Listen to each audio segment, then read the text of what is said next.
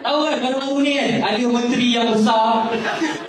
Okay, ada menteri yang besar claim Penang adalah milik Kedah. Saya tak tahu time tu dia tengah ambil apa, tapi kenapa ada budaya mengklaim dalam diri dia? Sebab lah saya tengok dia orang Malaysia, bukan orang Indonesia.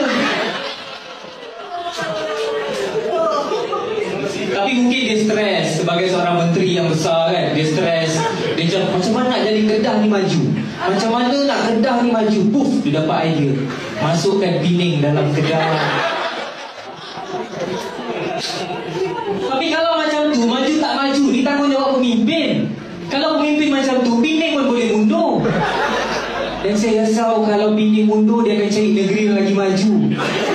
Tak mustahil lepas ni kita ada Washington Kedah, Chicago Kedah, dan Tokyo Kedah. Bila lagi nak tengok Ultraman cakap bahasa Kedah? Kenapa dia nak claim negeri-negeri maju je? Kenapa tak claim negeri Kelantan? Padahal Kelantan dan Kedah ada banyak persamaan.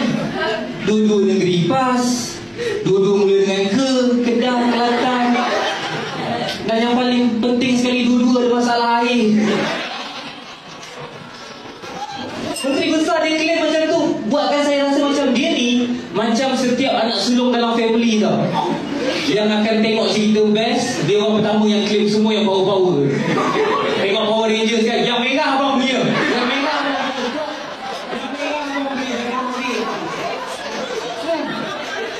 Ni macam tu kan. Sebab macam Power Rangers, kalau dulu ada Power Rangers, semua orang berebut nak pilih warna macam-macam kan. Pilih merah, kuning, biru. Tapi ada satu warna yang orang jarang pilih, hijau. Sebab hijau ni jarang muncul, kejap ada, kejap tak ada kan. Sebab hijau tak penting, sebab tu ramai tak pilih dia. Dan hijau tu lah pas guys.